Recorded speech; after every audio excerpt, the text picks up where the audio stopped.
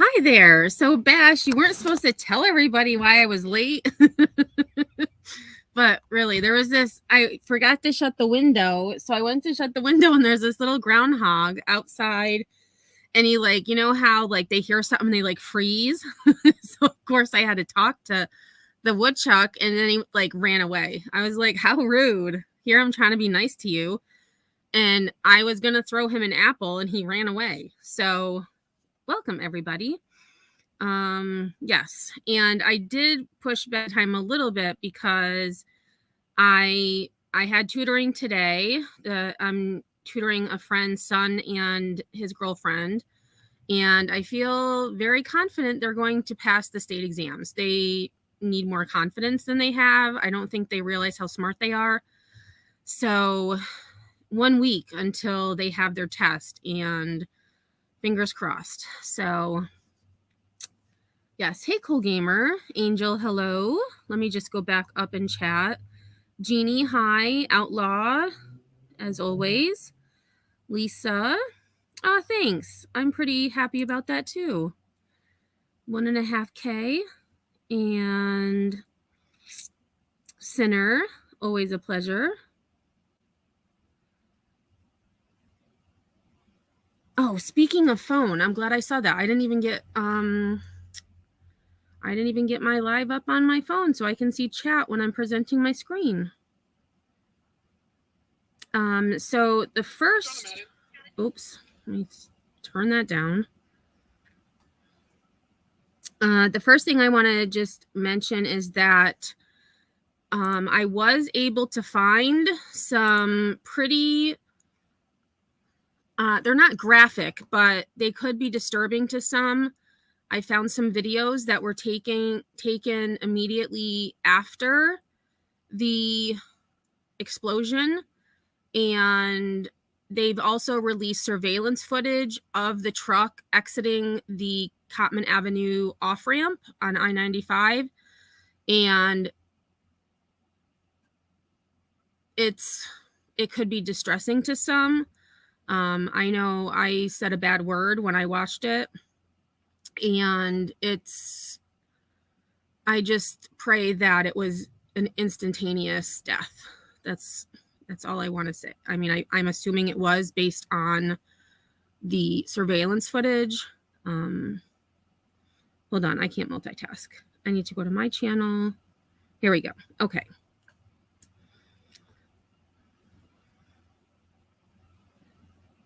All messages. Oh, yes, the Regents. Like, you'd think they would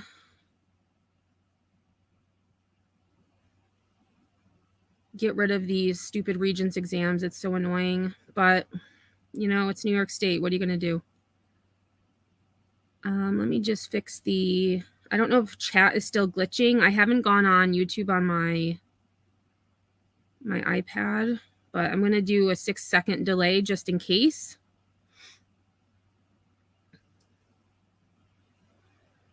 Okay, I think I've got everything set.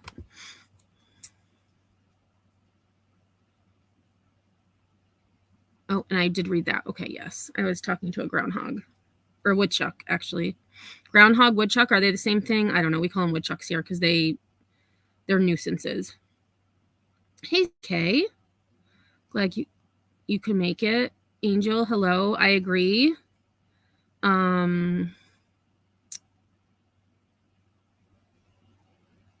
Rowdy, hi. CR, hello. All right, so again, just once I'll let you know again when we're getting to the videos that could be distressing. And the first 2 videos I have are just summarizing what's happened, I should say. And then we have some TikTok videos that show before some of the videos we saw before. And then there's a few new ones that I found on TikTok. And then there was another press conference today. And I also found an interview with another engineer from Drexel that describes what he believes happened.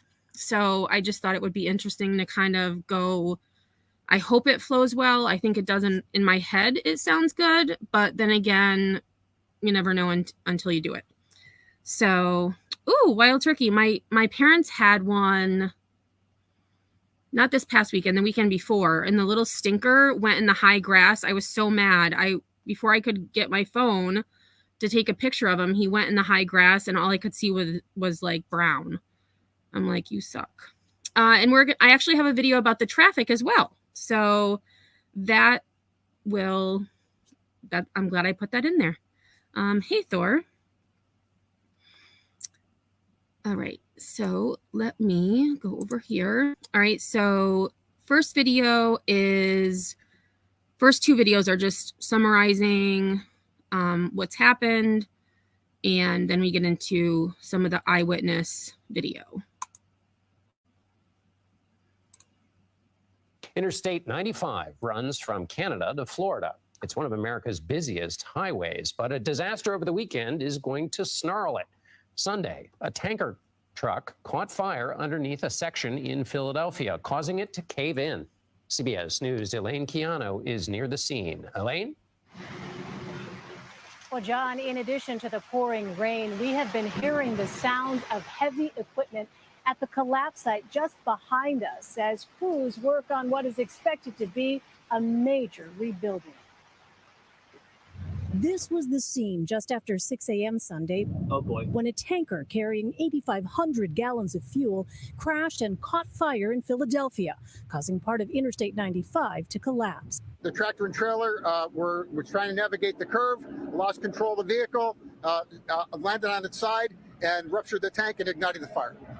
Today, state police confirmed human remains were found in the wreckage.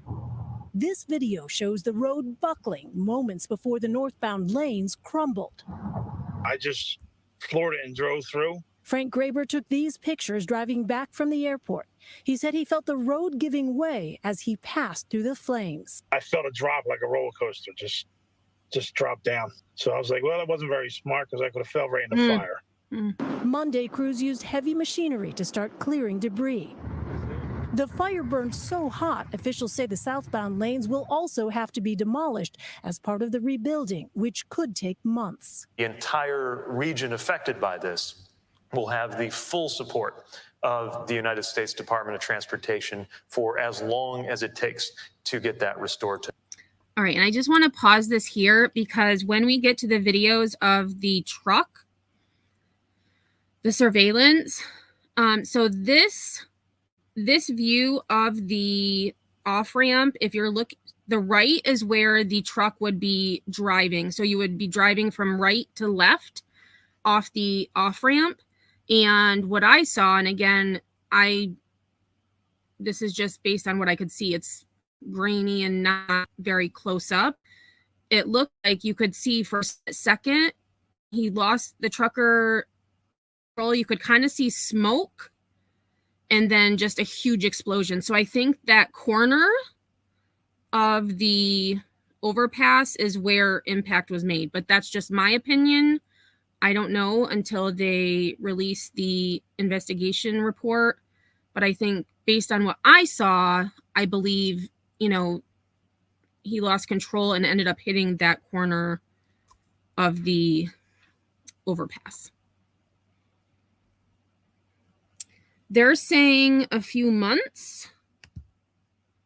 They're saying 3 to 4 months. It seems though that it's moving. I mean, they were removing the other side of the highway today. And so hopefully, it'll be a few months, but I also think if they can at least get the exit open, that might alleviate some issues as well. But, it is what it is. To normal. Roughly 160,000 vehicles use this stretch of I-95 each day. Today, those vehicles had to find alternative routes, leading to snarled traffic and longer commutes. Everyone's just going to have to adjust. We're probably going to have to wake up a little earlier, show up on time.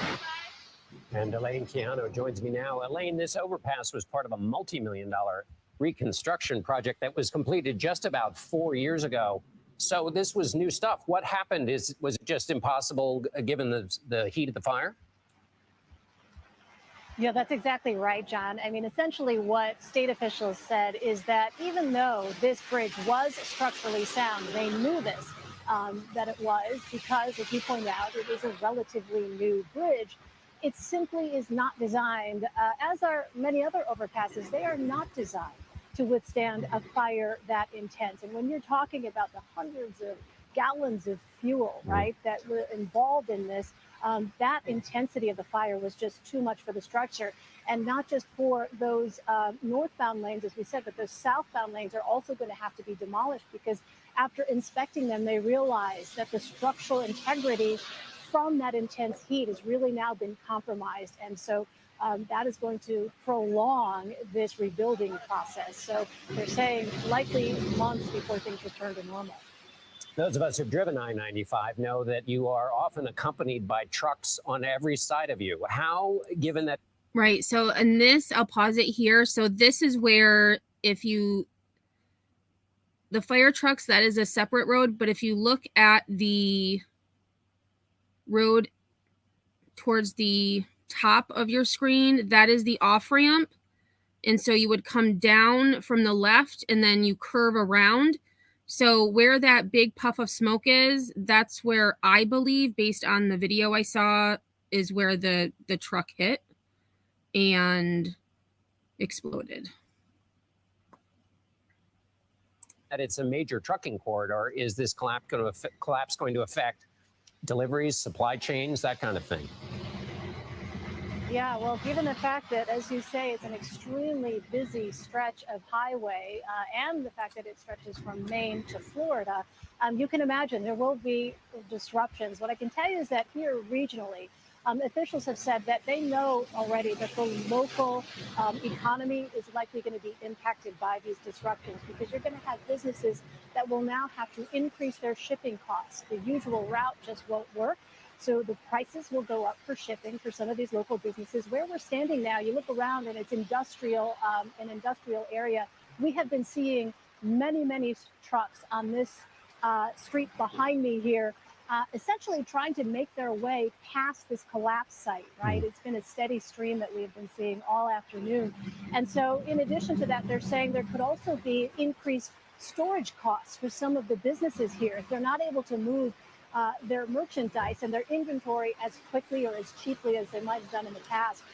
We're talking a major hit to the local economy, which is why you're likely going to hear the sounds. I don't know if you can hear that rumbling behind me, but that is not thunder. That is the sound of that heavy machinery that I mentioned as crews continue to work what will essentially be around the clock to get that I-95 section restored. Elaine Keano right there in Philadelphia. Thank you, Elaine. All right, so the next is a clip from Good Morning America. The latest on the other big story this morning, the collapse of a section of I-95 in Philadelphia. We're learning and this was from yesterday. This was from yesterday. And you can see where they had pretty much removed all of the northbound side. And they were this morning, or maybe late last night, I can't remember when I saw it, but they were starting to remove the southbound. Driver of the tanker that overturned did not survive the crash. Janae Norman is on the scene in Philadelphia for us this morning. Good morning, Janae. Hey, Michael, a sad update from the driver's family there, but out here live at the scene, crews say they'll be working around the clock to demolish the rest of that compromised bridge to continue cleaning up the wreckage before that. Oh, yep. And you can see here is where this is current. This is where I had seen they were starting to remove the other part of the interstate. Lengthy rebuilding process can begin. This morning, investigators pouring through the wreckage of this massive inferno that led to the devastating collapse of a crucial I-95 overpass in Philadelphia. It is holy. New video shows the raging flames from the tanker truck carrying up to 8,500 gallons of gasoline that crashed early Sunday and exploded in a huge fireball. The tractor and trailer were trying to navigate the curve, lost control of the vehicle, landed on its side. These images released by the Federal Highway Administration showing the aftermath. Green rope-like material made of steel, originally embedded in the concrete to reinforce the bridge, now crumbled on the ground. Family members now confirming to ABC News the truck driver was Nathaniel Moody. He didn't survive. And this morning, the collapse crippling traffic. You don't realize how much that cripples the city.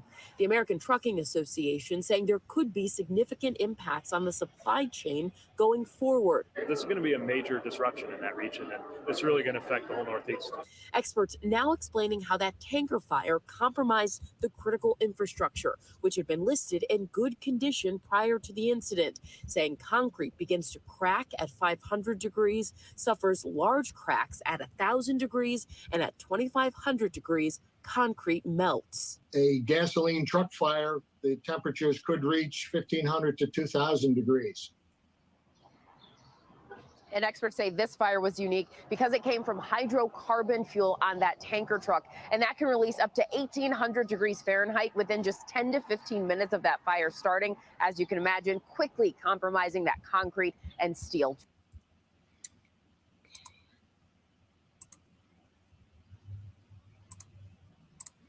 Okay, so there's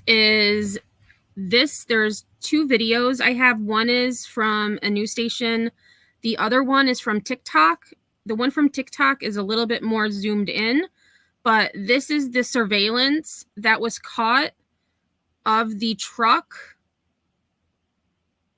hitting the wall or exploding. And so if you look to the left of your screen, you're going to see, I don't know if you can see my mouse. Oh, you can see my mouse because I'm watching it on my screen. So there is that is a car where my mouse is. And so the exit, you would leave the exit and go down and then around this bend. So you'd end up on the other side of the interstate. So that is where the truck goes down the off ramp and then is about to negotiate the curve. And I thought I saw kind of like smoke or dust, and then it's just a big fireball.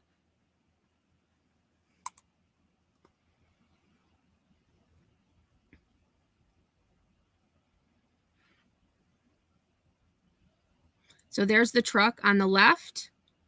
He is going down the exit ramp, off ramp right now. And you see a little bit of dust, and then there's a huge explosion.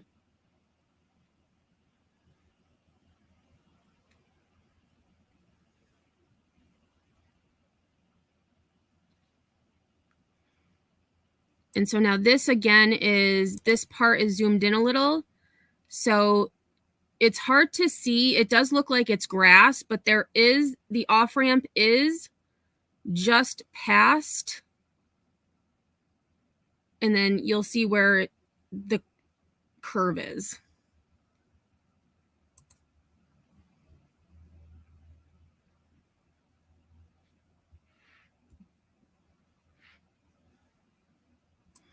Right, so here's the truck. And so that's actually the off-ramp. It does look like it's grass, but there is an exit there. And then you'll see him start to turn, and then that's when trouble happens.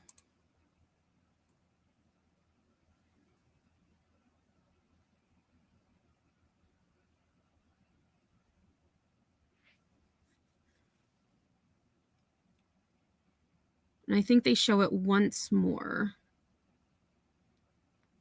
Yes, this is a little bit of a different perspective. Maybe the same as the first. But to me, I feel like he is going way too fast. The speed limit is 65 on that stretch. Actually, it could be 55. I haven't lived there in a while, in at least 10 years. So that was surveillance of the truck. And Thor, yes, it's better to get somewhere late than not at all. And I have to try to remember that because, you know, sometimes it's just stressful. 45-mile-per-hour curve. And I feel like that was way faster than 45. Yeah. All right. So the next one is a TikTok video. And this is a different view of the truck. And so looking at your screen, you're going to be looking almost by where the end of Philadelphia is.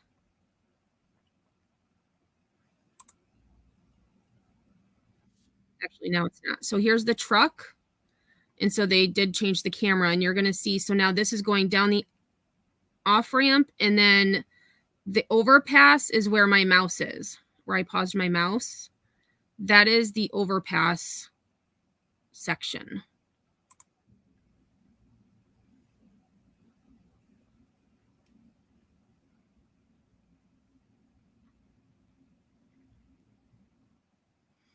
Okay. And I think I have 2 more TikTok videos.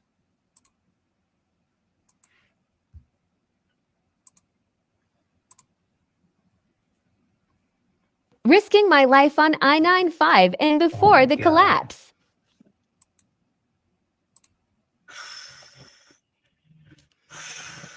Okay, so this I decided to use because this person, you can hear them breathing and like, okay, I'm going to try to get across. I'm going to try to get across. And this is where you're kind of stuck because you've already passed the Cottman Avenue exit. And unless you turn around, which you can't because there's a concrete barricade in the middle of the highway, I would have just pulled over on the shoulder. There's no way in hell that I would go through that, but this person does. Fuck, here we go. Holy shit. Oh, God. Oh. Oh. Yes. So that was just a short clip of someone who decided to roll the dice. And now this one I have to mute because, oh no, wait, maybe this isn't the one. This isn't the one. I think I deleted the one that had music. So this one I had not seen until today. And just listening to the fire is, I don't want to say amazing, like just, I don't even know. It's just, it is amazing. Like just hearing it, the power of it is sensational. And as someone said in chat, I just hope it was a quick, painless. Yeah, quick and painless.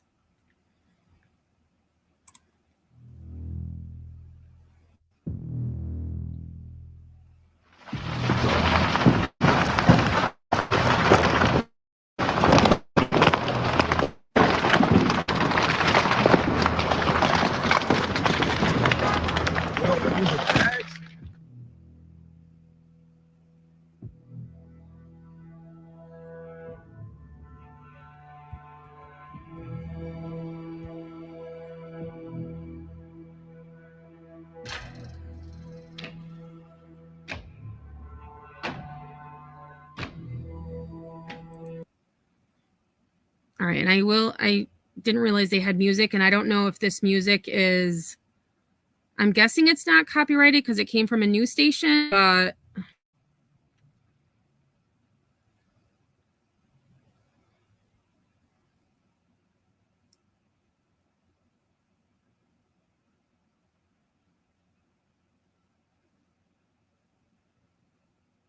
yes, I mean, it just, yeah, hearing the crackle, that's what I was trying to think of too, like the crackle, like just surreal, like, and in the surveillance, I couldn't help but notice there were several cars that had been on the overpass when the explosion occurred.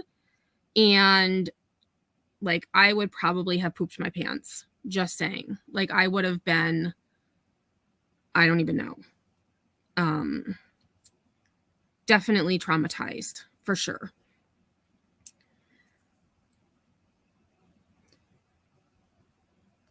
I believe so, Take Kelly. I believe there was only remnants left of the truck.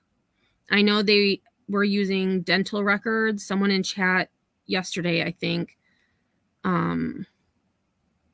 had said that they were using dental records to identify the driver.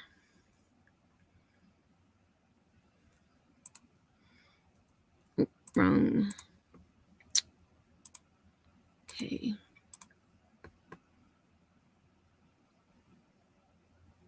Okay, so this one I had shown, and I do have this one muted because this one I actually had to cut out of my earlier live because there was a copyright claim on the music.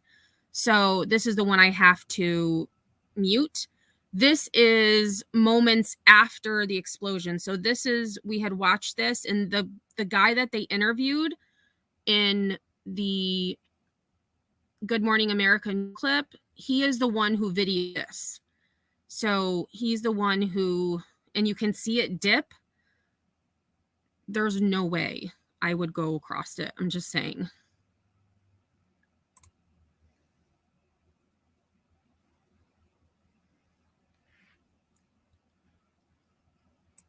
Oh, and so this, this is another reason why I wanted to put this in here. So let me just back it up a little bit.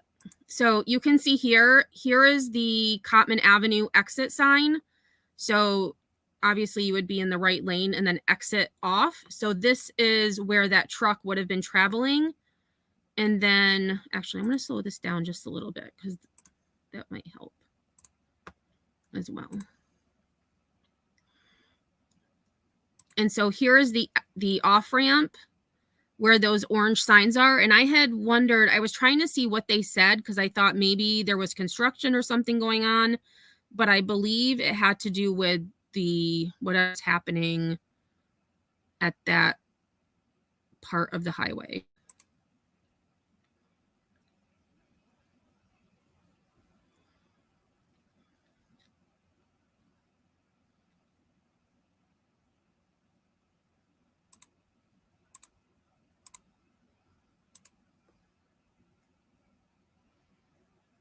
Hey, True Crime Dime. Welcome. Steph, hello.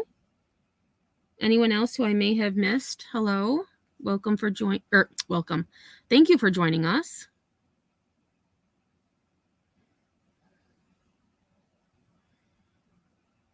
Oh, and remember I had shown the TikTok video of the EMS workers where they were kind of joking and carrying on. If you notice, that is the EMS truck right there with their lights on.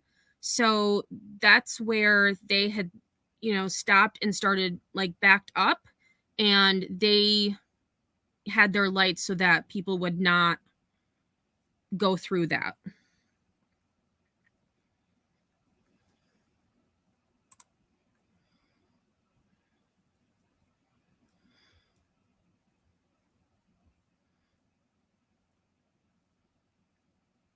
Okay, and that just shows it again. Okay, so next we get into, I believe, yes. Okay, so there's 3 news clips. One is, this is a different engineer from Drexel than the one we had heard from in my earlier live. I then have, excuse me, the press conference from today. And then I have a video of many of those who commute discussing how this has impacted their days yesterday and today. Well, as we grapple with the aftermath of that collapse on I-95 in the city's Tacony neighborhood, local engineers are dissecting what happened from every single angle. Alicia's here now, and you spoke with a structural engineering expert at Drexel who says there is already a big takeaway from what happened here. And this has a lot to do with the open steel and an apparent lack of fireproofing. Dr. Abi Agayeri says this span collapsed because of the exact spot where the fire erupted underneath the bridge. The thought that came to my mind is that it's a freak accident. The question was, And I don't know what's going on with the closed captioning. Why is it looks like it's clear. And I don't like that.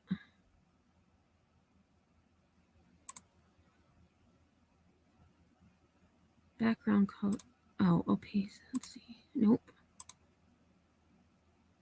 Okay, there we go. And then, wait. Nope, that didn't work.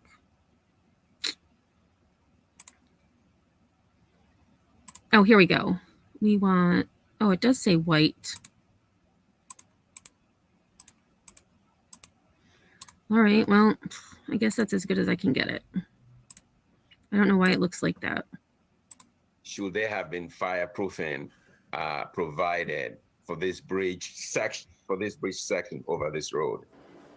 Dr. Agayeri says when a fire occurs on top of a bridge, the steel is protected by the concrete roadway. In this case, the steel underneath the bridge melted because it was exposed, as you can see from this picture from Google Maps, just before the incident. So to protect the beams, take a look here. He says if you apply something called intumescent paint, it would help. It's a fireproofing material, so it's expensive, but you can do that, you know, where you have the bridge crossing over a road. That would be my suggestion, that at least where the bridge is crossed, you know, it's an overpass over an, you know, a road below. The steel beams in that section of the bridge should be coated with intumescent paint.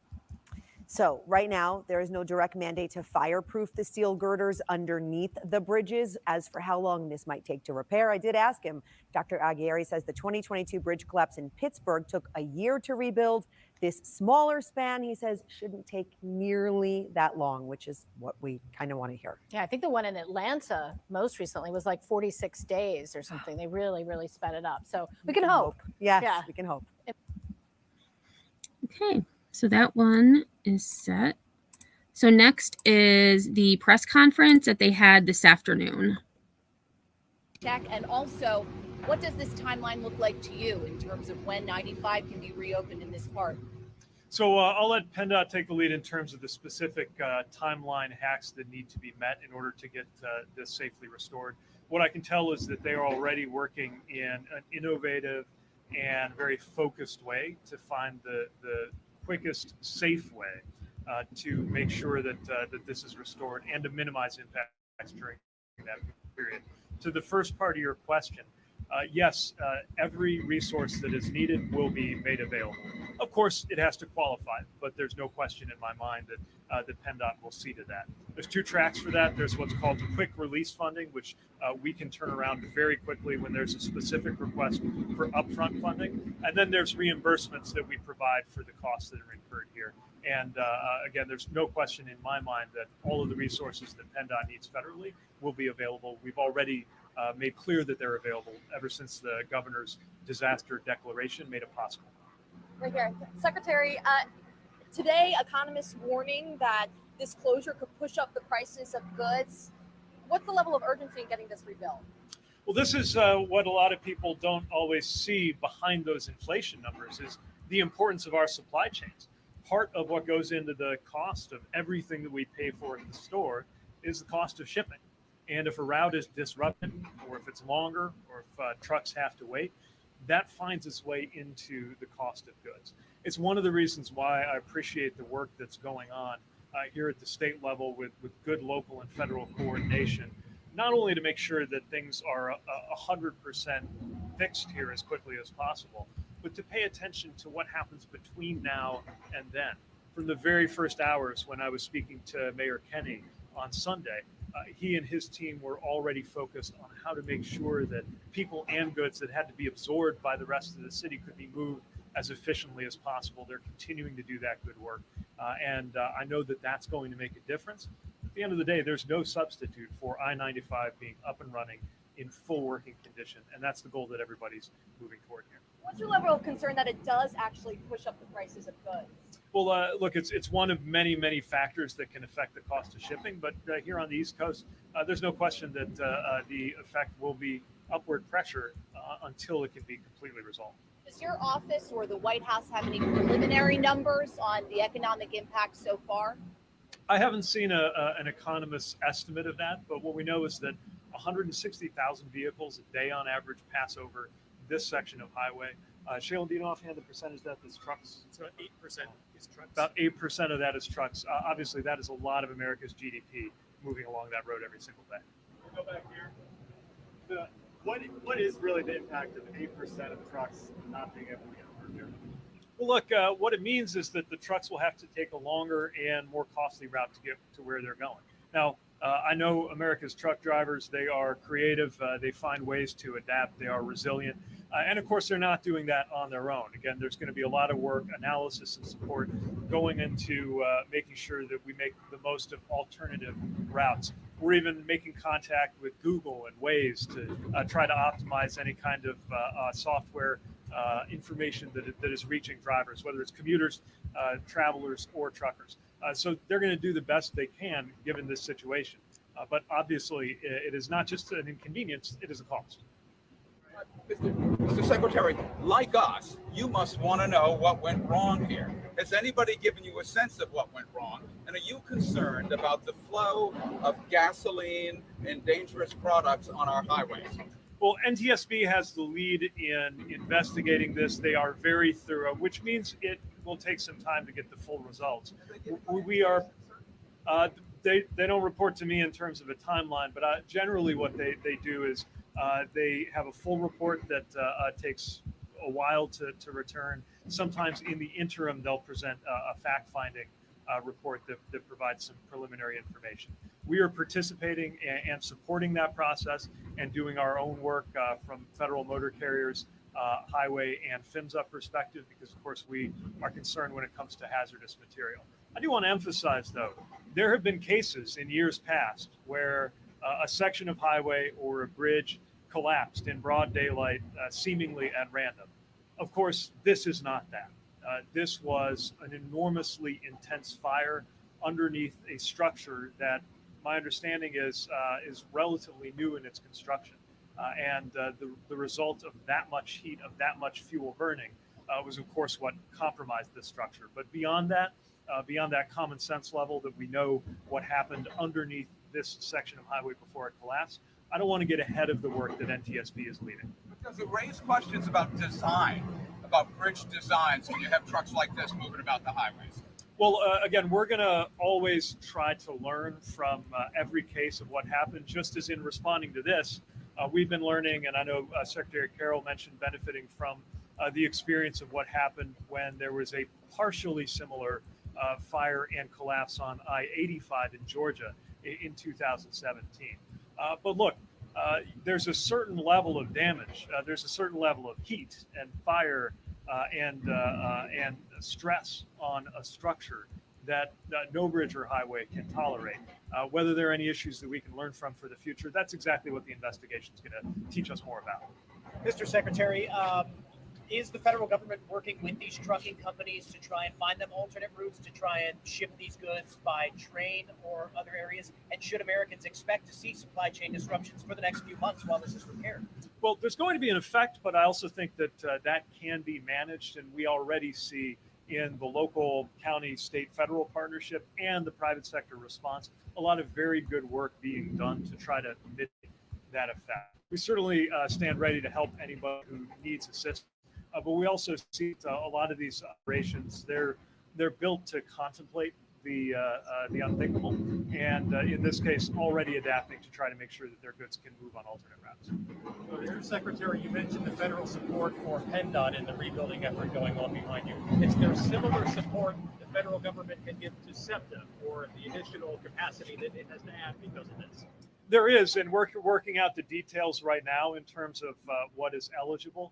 But there are provisions that allow some forms of federal highway money to be used to support transit in response to emergencies. And we've been in close contact with SEPTA. Again, really appreciate the way that they too have stepped up in ways that the director explained a little bit earlier, and that's going to make a big difference for so many commuters who were impacted by what happened. Mr. Secretary, you're here very quickly in only 2 days. Why did it take you so long to get to that rail accident in East Palestine, Ohio? You mean East Palestine, Ohio? When I went, I decided to break from the precedent, the norm that generally. So here, I mean, I guess a reporter has the right to ask this question. However, he's there answering questions about this Philadelphia accident, and the reporter brings up the train derailment in East Palestine, Ohio, which I guess it's their opportunity. Take it. Yeah, I feel like, to kind of stay on topic.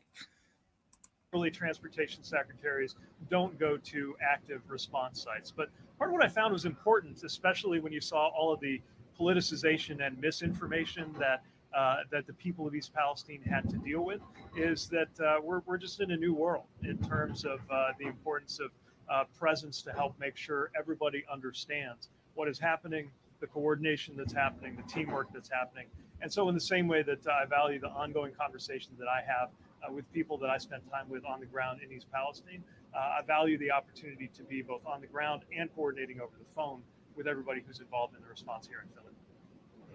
Mr. Secretary, just some of your initial impressions of seeing this close up, the magnitude of it, and I know you can't get into an exact timeline, but a ballpark timeline of how long this could take. Well, there are a few things that I was struck by right away. First of all, the coordination, which you cannot take for granted between all of the different players here. Local police, fire, and first responders, PennDOT, SEPTA, the mayor and his leadership team, OEM here doing that emergency response, and all of our federal personnel. You can feel when that kind of coordination is happening, when there's good communication and collaboration, and I feel that here. The second thing that I'm struck by is the speed of the response. Obviously, the first step to making sure that this is reconstructed is to tear down the compromised structure. I saw images same day that were collected, both in public media imagery and in what we were able to get as an agency. And just the difference from then to now in not much more than 48 hours is striking. It reflects how quickly contractors and the public sector here have worked to make sure that's underway. Again, I defer to PennDOT on the exact timelines of that, but that step is going to be a critical early milestone before they get into reconstruction and recovery mode. It's one of the most striking things I see here. The third thing, of course, is just the enormity of what happened here. You can very directly see in the burn marks and the twisted metal what the effects are when thousands of gallons of combustible fuel burn directly beneath a structure like this. And in addition to, of course, our hearts being with the family of the individual whose life was lost, also a truly remarkable thing that there was not more injury and loss of life in this incident.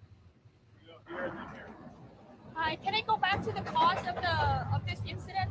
Have you been given more information about the vehicle itself, the condition of it, whether or not there's any failure on the brakes or anything like that? Any more information on that? I don't have anything on that right now. Those are the kinds of things that will emerge in the course of the investigation. We'll look to both law enforcement and NTSB to likely have the first public answers on that.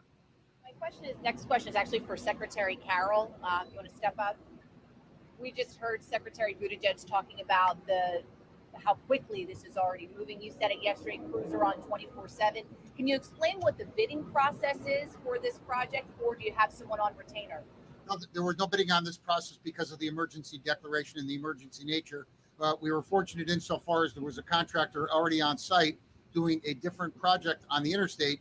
And so the availability of that equipment that was exactly aligned with the need that we had here made it an obvious choice for PennDOT to join that contractor, employ that contractor, and advance the demolition in a speedy way possible in the interest of all of our traveling public. Abonzinio. Are you going to offer? Did you say that you're going to offer up a plan tomorrow on the rebuild?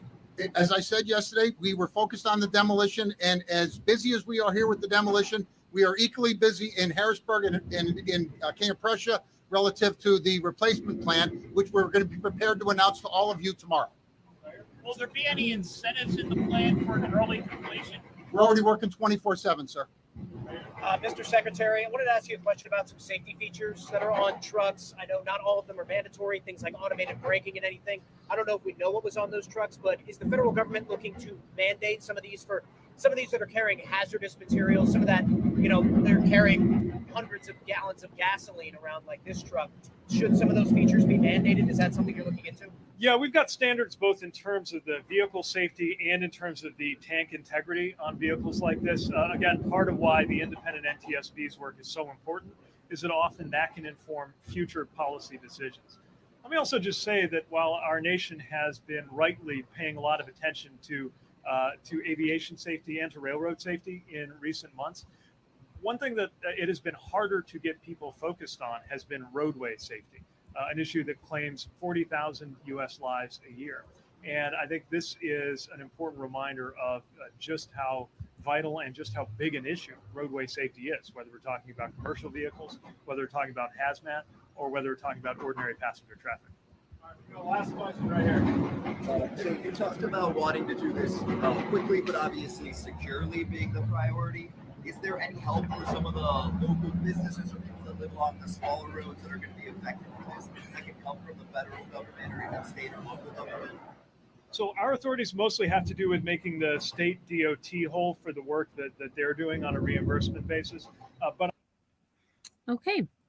All right. And before I go to the last one, I know some people came in late, so I'm going to go back to, that's not the right one. Should be this one. Yes. Okay. So I'm going to go back to the surveillance I'll just show this video for those of you who came in late and may not have seen the surveillance that was released on the truck accident, so that it'll give you hopefully a better understanding of what happened. And then the last video I have for us is the effect on commute and traffic woes that are being caused by this.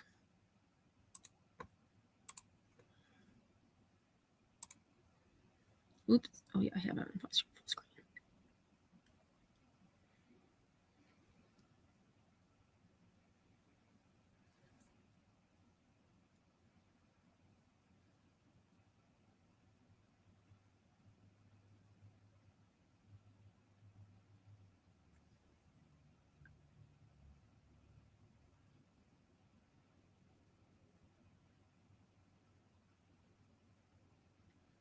All right, and just so for those of you who may not know the layout, this is northbound on 95, and it's hard to see the exit, but it does look like it's all grassy, but you'll see the truck. Actually, let me play it, and then once I see the truck, I'll stop it. So here's the tanker on the left side of your screen, and you'll see that, in my opinion, it looks like he's going very fast for an off ramp. And you'll see it looks like he's going through the grass, but that's actually the off ramp, and then it curves and goes underneath the overpass. I thought so too, CR.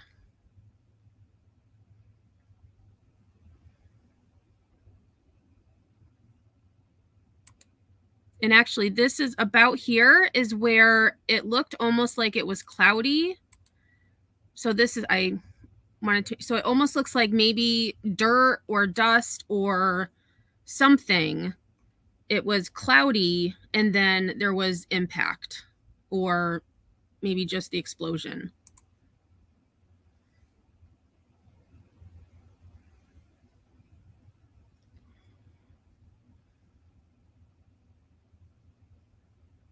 And then we'll just look at, this is one other.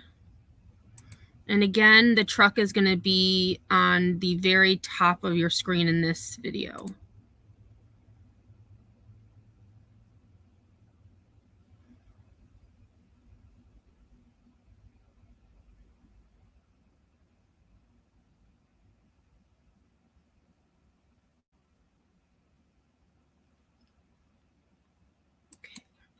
All right, so the last video I have is on the impact on traffic.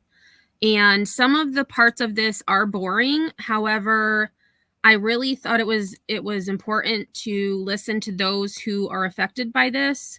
And especially because I know I have a few people that are in Philadelphia or the surrounding area.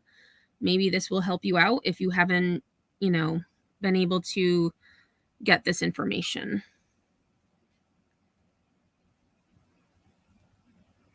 Yes, the driver did not make it. Oh, you think he rolled? So do you think the dust was hit actually, hang on. I need to show you all something. So this could just be my imagination, but let me share this tab first. So in the video that I had shown of the Inferno, the TikTok video, I actually could see a little bit better. And let me see if I can make this bigger. It looks small on my, you know what? Let me get rid of myself for a minute. Are those skid marks or tire marks? I think I was where the arrow is, and then you can kind of see like these scratch marks almost, like not skid marks. I don't think skid marks, but like scratch marks. I had just noticed that, and I actually backed the video up, and this was a screenshot I took because I was like, wow, that's kind of weird that it kind of shows, and then, the corner of the overpass would be in that area. Oh, rebar. Okay. I thought it was interesting. An interesting view. All right, so let's go back to this. All right, and then we'll wrap it up. But first, Chris, you were out there during the evening commute here, and if this is a sign of what's to come, this rebuild is going to be a pain for drivers. Absolutely, Jason. If you are a regular driver of... All right, these closed captioning is really bothering me. I need to see if I can fix this.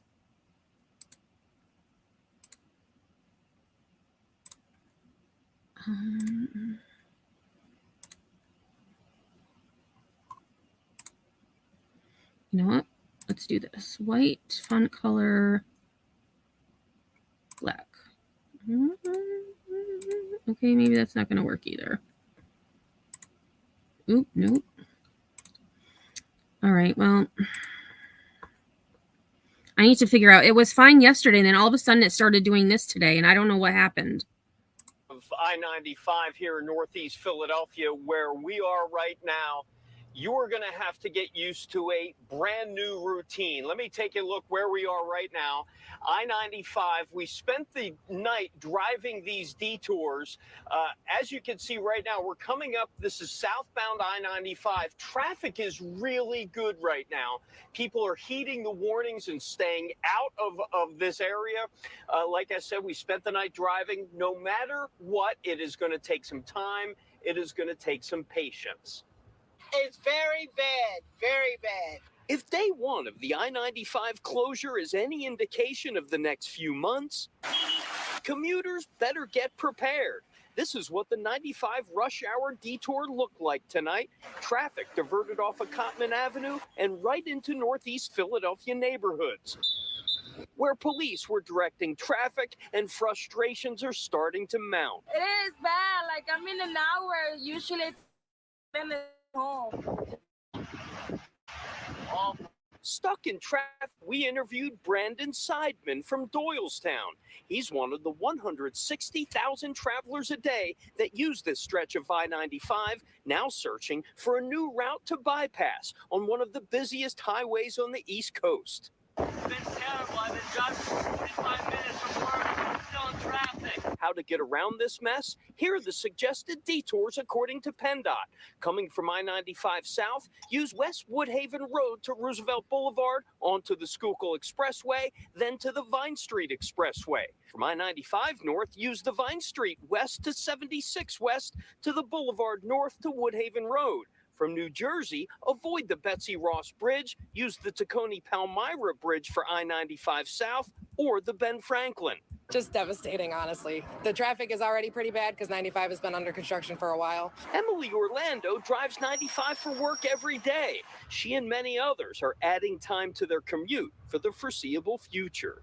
I'll probably leave a little bit earlier. I think people will get into a groove within the first week or two of where they're going to go and figure out their transportation. But I'm going to continue to use my apps that tell me, where there's construction or traffic, and then try to reroute as I go. As we bring you back out here live, we are just getting off the Cottman Avenue. This is where 95 is shut off. You're looking at it right now live, Cottman Avenue. Hey, Jessica. So, for those of you who don't know, Jessica is actually a friend of mine I had when I lived in Philly. And so just so you know, Jessica, my name is Emmy Headstone here. And so Jessica actually lives in Philadelphia as well. So welcome. I'm glad you can make it. I did see that, Jess. So I saw that they had a lot of the side streets barricaded and police were directing traffic to not cause mayhem on the side streets. So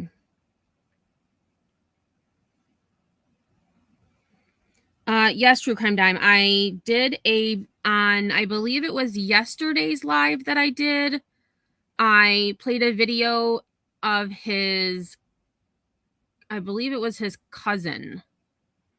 They talked about, his name was Nicholas Moody, and he was a dad, and he had been driving that truck for at least a decade. I don't remember exactly how many years, but I know it was more than 10.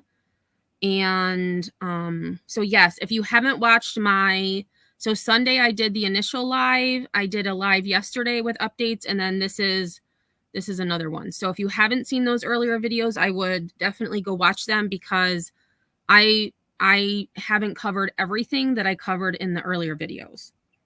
But yeah, thanks, Jess, for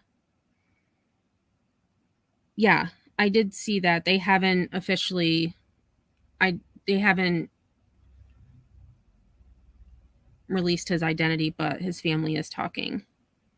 Yes. But thanks for stopping in, Jess. I appreciate it. Right off of I-95. Now, we can also tell you, in terms of detours, SEPTA is also increasing their capacity on several lines, the Trenton, the West Trenton, the Fox. And actually, Jess, is this affecting you at all with how you get to work?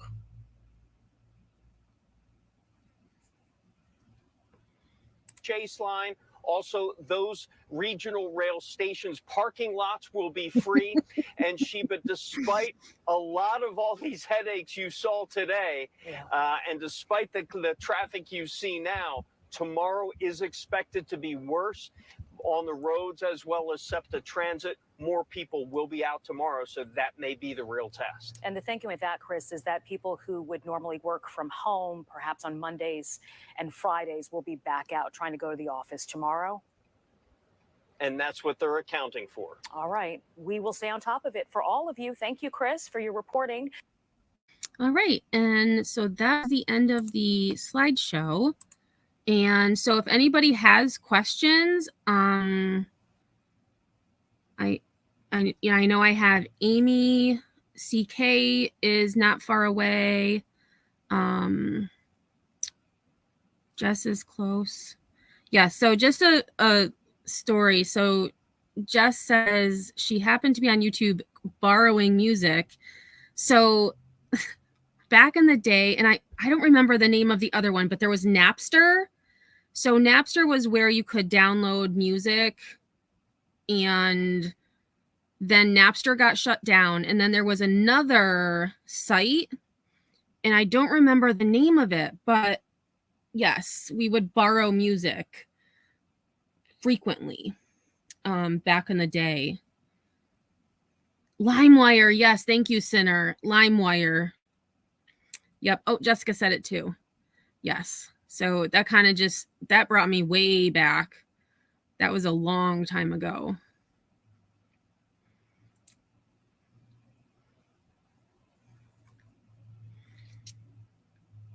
No, you borrow from YouTube.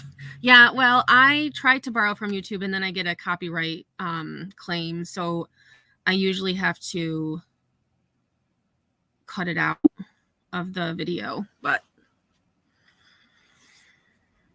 yeah, so I'm interested to see the report that comes out tomorrow and any other information that might be released to the media. Tomorrow, so this week is nuts. So the 2 mama cats that I have are getting fixed tomorrow, which I need to be up early. I have to drop them off at 7 in the morning. I picked them up, I believe, at 4:30. So I probably won't be live tomorrow. Betty Bingo is going to be on Thursday. However, one of the kittens is going home on Thursday. Dust Bunny is going home Thursday. So I'm meeting her new family at 4:30. So Betty Bingo at this point I have scheduled for 5:45. It may be later depending on how long it takes to send Dust Bunny on her way. But for now, it is still scheduled. But tomorrow, I will probably most likely not be live. Oh, you're borrowing for Zumba. Yeah, okay, so then you don't have to worry about it. Nobody's going to come, send the police, the YouTube police on you. Thank you, CK. I try to be, and I try to do my research and, put my slides in a somewhat of a timeline so it makes sense. Yes, one of the kittens will be going home Thursday. So busy time. Yes, and when I lived in Ridley Park for maybe a year or so, and then I moved to Chester. And at the time,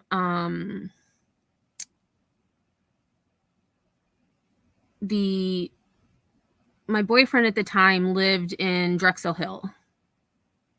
Yes. Well, actually, my first boyfriend there lived in Swedesboro, New Jersey. And then, that's a long story. And then the second guy I dated was from Drexel Hill. Yep. I do. And I try to. And if I don't know, I write notes. I actually did write down the Apparazzinio Construction Company. I've never heard of them, but I thought I would check them out. Oh, God, don't bring up his name, Jess. Oh, my God. Yes, and so Paul was the first guy I dated when I was in Philadelphia. He moved to Canada, so he's long gone. And then some of you who were in a live with me know that Matt, the second guy I dated, he actually passed away. So, okay. I know. Oh my gosh. Oh my gosh. And that brings me, Jess, that reminds me of the meme that you there was a meme that I'm going to send it to you. Once I'm done with the live, I'm going to find the meme. I remember the meme you sent me and said, this looks like Paul. I still have it in my head.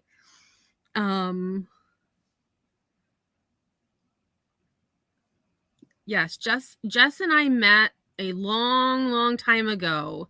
We both worked at a major credit bureau. We both worked in the mailroom there. Oh, you remember it? Well, I'm going to refresh your memory just because I can. Yeah, I know. And she keeps telling me I need to get to Philly. It's been I don't even remember the last time I was down there, but I kept breaking things. Not on purpose, but yes. All right. So actually this live was about an hour, so not bad. So I don't think, hopefully someone will be live later. Maybe I can convince Bash to go live. I don't know if we're bored. I know. Oh God. I know. Once it's just so hard with the cats, but then again, now that, Liz and the kids are closer, once my fosters are gone, that's when I'll have to come down, especially now that I'm not employed. I have a lot of free time until I find a new job. Yeah. Oh, you might try again. Cool, Outlaw. Yeah, that would be cool if you go live.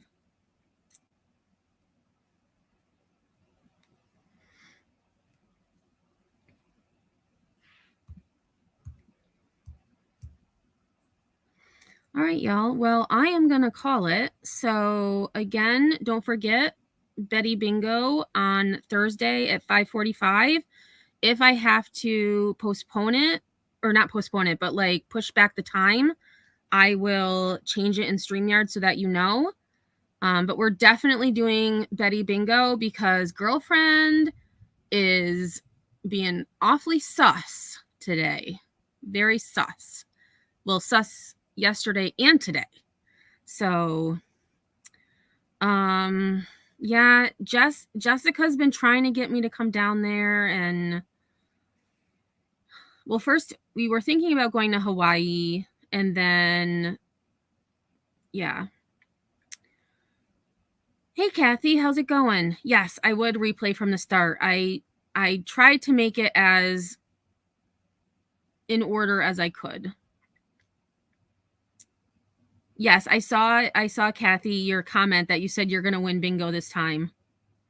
But nobody knows what video I'm going to use, because if she doesn't go live, then I'm going to have to pick an oldie but goodie, and I might just do a random one that's not Idaho, because I feel like the Idaho ones people will win quick because, oh, I know what I wanted to show you all. Hang on a second. I have one last thing I want to show you before I sign off. Let me see if I can find it.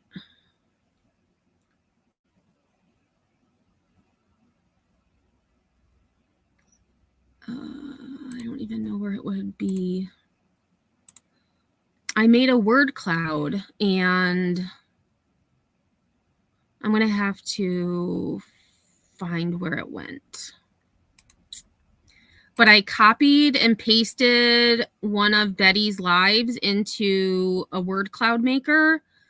And interestingly enough, she said a date more than the names involved in the Idaho case. So I thought that was interesting. I'll have to post it on my community page. Oh, yes, Hana Maui. Yep. Right. So you get a free housing for a year, but then you have to pay for everything else, which is a lot. She has not, Kathy. She wasn't live yesterday. She didn't post anything yesterday. And then today she put a community post saying that she threw her back out and was in a lot of pain. However, many of us don't really believe her. Exactly, Kathy. Because that she would be posting pictures or something. Even if she hurt her back, she would be in her bed doing something. But in a way, it's good because I've gotten a lot of stuff done around the house, and I have a few clips that I have to put together from yesterday that I jotted down that I thought would make good videos.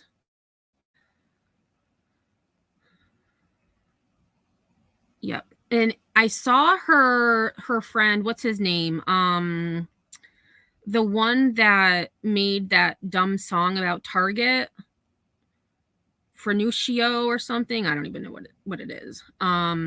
He was there, and then another girl with a bullhorn was there, but I didn't see, there weren't a whole lot of them there today that I saw. Trump was indicted today. in Miami.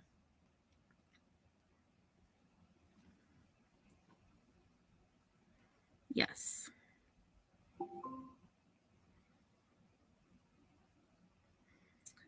All right, y'all. So I'm gonna shut this down. You never know, if I get too bored, I may come live later, but I doubt it. I have to clean the laundry room because when the mamas come back tomorrow, they can't go back in with the babies for a couple of days. So I have a lot of work to do. All right, y'all. So I hope you all have a great rest of your night. Jess, if you're still here, thank you so much for stopping in. And thank you everyone else for stopping in. It is much appreciated. And until next time, y'all, have a great night. And I will see you all on the flip side.